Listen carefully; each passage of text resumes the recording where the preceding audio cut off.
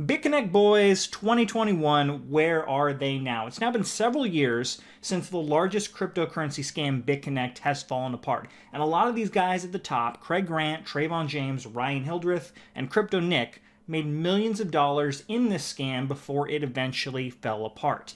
And a lot of people are wondering, what are these guys up to? Are they millionaires? Are they in jail? Are they just living normal lives? What are these guys doing in 2021? Well, I looked all these guys up. I did my research, and in this video, I'm going to tell you exactly what these guys are up to. This is Bitconnect Boys 2021. Where are they now? So like I mentioned, we're talking about the Bitconnect boys, what they're doing in 2021, and we're mainly going to be talking about Craig Grant, Trayvon James, and Ryan Hildreth. Now, there were others at the top. These guys were the main three, so we're going to be focusing on these guys, and I'll briefly talk about Crypto Nick. However, there's not much to say about him. Crypto Nick actually seems to be the smartest of the guys on this list. If you don't know, Crypto Nick was a young 17-year-old when he first started his channel talking about cryptocurrency. Right before Bitconnect fell apart, he turned 18. He was talking about going to college and paying for all his college with all the money he made from crypto.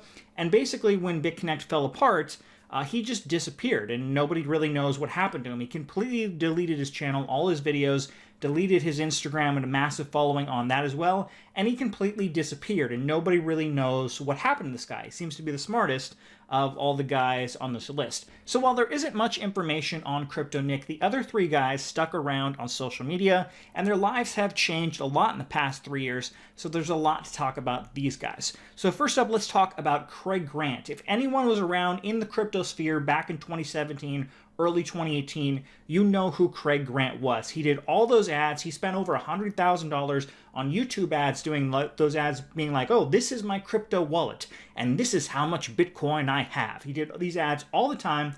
People hated those ads, but they were everywhere. And they got so many people to invest in Bitconnect with those ads. This is my Instagram introduction. It's been a while since I've posted, but I used to always post my Bitcoin wallet on there to show off. And my last time I posted said 4 Bitcoin. Now I have 54. And this is only about half of what I have.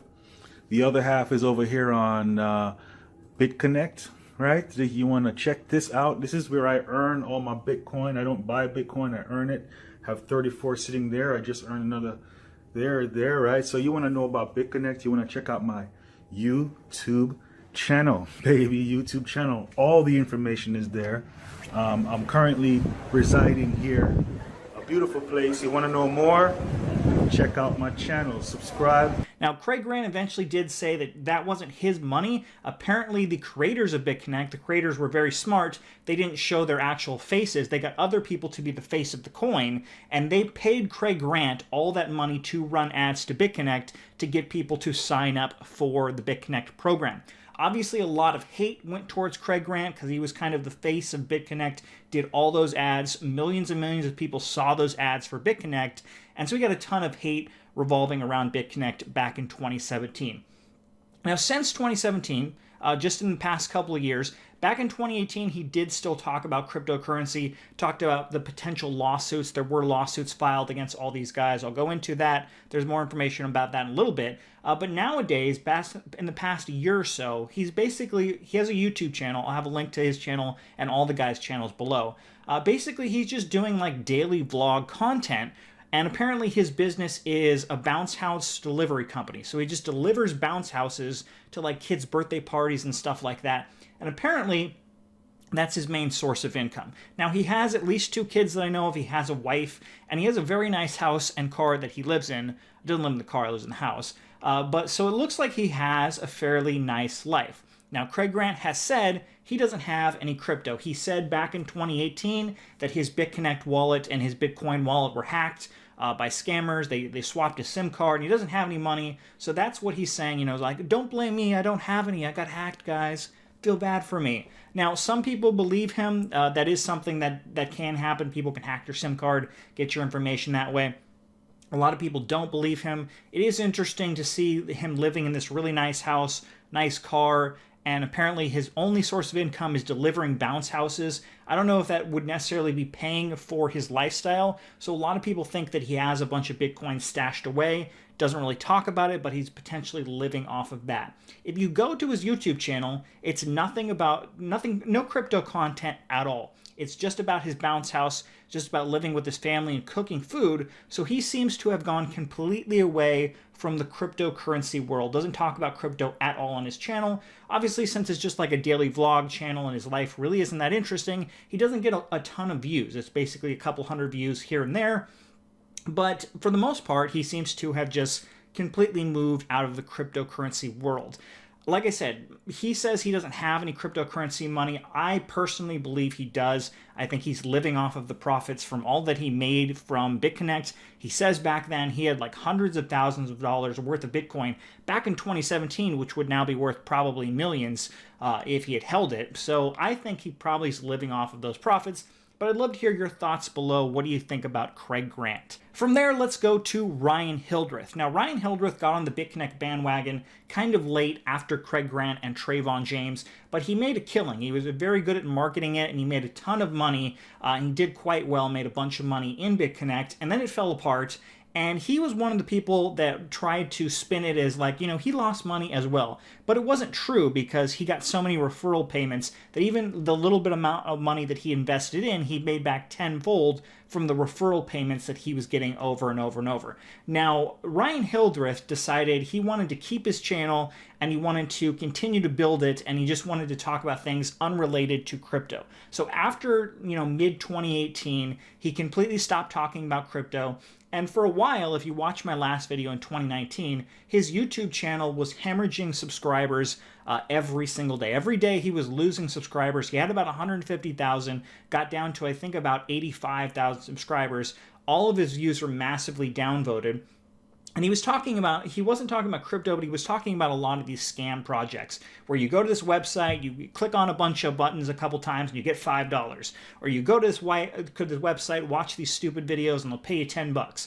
All of these kind of really stupid referral programs that don't really make any money. The only one who's getting rich is him because he's pushing all these referral links, but he was doing a lot of videos like that. And back in 2018, he was losing subscribers, getting a bunch of downvotes on his channel, but he continued to persevere. And now in 2021, he gets way more views. He has way more subscribers. I believe he has over 200,000 subscribers, and he's making a ton of money basically pimping these stupid programs. Most of these programs, like I said, you can't actually make any real money doing this, except for the people who's pushing this because they have the referral codes. But it seems like his perseverance has paid off because all of his videos, they all get a bunch of views. He's grown his channel massively, and he gets mostly upvotes on his channel. If you want to check out his channel, I have a link below. But it seems like the Bitconnect kind of stigma that was around him, everyone knew he was one of the massive scammers at the top of Bitconnect. It seems like that has just gone away, and now he's completely forgiven. I'd love to hear your thoughts on Ryan Hildreth. What do you think? Should we have forgiven him after all these years? It doesn't look like he was punished in any way by the government or the lawsuit. At one point, there was a lawsuit against him. He's never talked about what happened with that. Did he have to file a settlement or something? I don't know. But it looks like he's doing quite well for himself. So what do you think about Ryan Hildreth? And finally, let's talk about Trayvon James. And of the four guys, Trayvon James is the only one that has stuck to the crypto world. He still has his YouTube channel where he talks about cryptocurrency every single day, and I will say that he has recovered quite nicely, and he gets a lot of views and a lot of upvotes on his videos. Now, I will say he's a very entertaining guy, so I can kind of see why people want to watch his videos, but if you were around in 2017, you know he's a massive scammer, you know he pumped Bitconnect, and even after Bitconnect, he promoted a lot of these other scam projects. He even had one scam project that had his name. It was the Trayvon James coin that completely fell apart. He promoted all of these scam projects through all of 2018, and people still kind of watch him for whatever reason. I guess just because he's entertaining. So it's interesting that he's still around. Now, one thing that is very interesting about Trayvon James, just in the past month, he actually went on another YouTuber channel called CoffeeZilla. If you don't know who this is, I'll have a link to this guy's video. And he did this 1-hour interview talking about cryptocurrency and talking about Bitconnect and the scam and all of that. And basically, I'll show you a brief clip of what happened. The one question I want to ask you is that, obviously the Bitconnect fallout happens, but the story doesn't end though, because obviously all these articles come out, but more than that, this is one of the few cryptos that falls apart that really the government comes after. So Yeah. you got contacted by a lot of these feds. What tell me the story there. What happened? Think about it, to look back. So the first time I got contacted, I was in my little apartment. I think it was the FBI. They were knocking on my door, and I didn't answer the door. They were like, Trevon, we just want to talk. We just want to talk to you, blah, blah. We was in there quiet as hell, boy. We was in there so quiet. I'm like, yo, this shit getting real. I'm not sure if they called Craig Grant first, but somehow he gave me their number, and I talked to them, and I had a long conversation with them. And they were talking about my stolen Bitcoin. The FBI wanted to talk about my stolen Bitcoin. So I got a whole nother stories. I got hacked for 111 Bitcoin. When Bitcoin was maybe about $7,000. I got hacked for 111 Bitcoin. A lot of people think I faked it, but the FBI and them, they know for sure that shit is gone. So the FBI called me about that, and then the SEC, they reached out to me, and I also got served at the hotel by the state SEC. So then the SEC, the federal SEC, they started reaching out to me after that. They gave me a subpoena to come testify in New York, right beside the World Trade Center. This is like the real thing. I went in there by myself, testified, and then they started asking me, questions. A lot of people think I snitched on people. I didn't snitch on anybody. So I went up there, told them the story, and they started getting into they started playing my videos in front of me. And I went ahead and had to throw that fifth in there. I had to plead the fifth, and then they sent me home. They sent me home, and then they started talking about settling, and they were trying to get me for some securities law from 1940 something, man.